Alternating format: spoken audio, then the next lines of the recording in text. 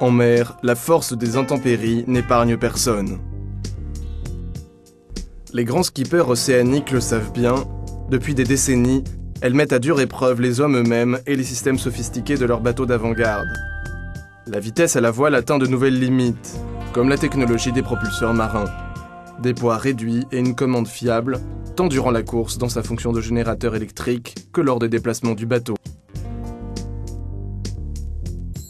Gérer un moteur marin comme les grands champions de l'océan signifie surtout être toujours prêt.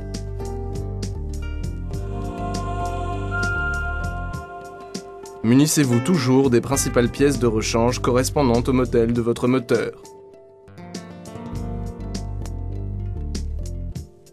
Contrôlez périodiquement son fonctionnement spécialement lors de navigation prolongée.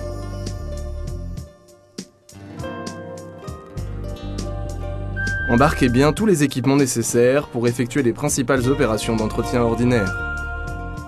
Il est important d'acquérir de l'expérience et d'avoir l'habitude de ces opérations simples avant de prendre le large. Il pourrait vous arriver un petit problème en haute mer, par conditions météo défavorables, alors que vous dépendrez plus que jamais de votre moteur.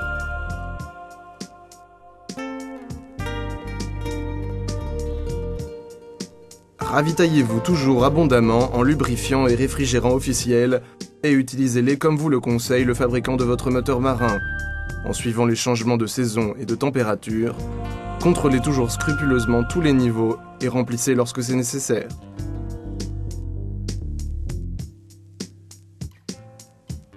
Remporter un tour du monde en solitaire dépend de nombreux facteurs.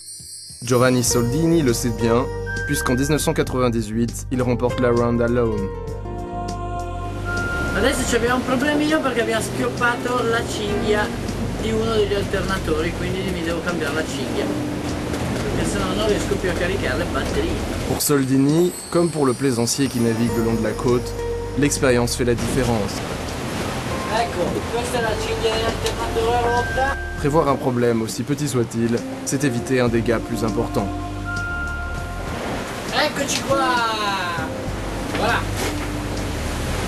Adesso cerchiamo la cinghia di ricambio.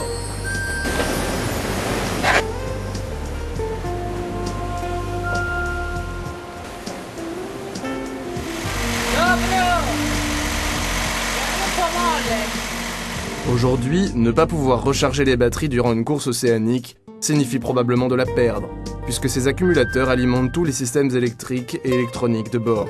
Ordinateur, téléphone satellitaire, information météo, tout s'éteint, et l'habileté du skipper doit céder face à la supériorité technologique de l'adversaire. Donc la préparation fait la différence. Aujourd'hui, tout comme les grands navigateurs français, Giovanni s'est propulsé vers les nouvelles frontières ultra rapides de la voile océanique, avec la même philosophie. C'est un respect pour la force et la beauté de la mer, qui s'adapte donc à tous les navigateurs.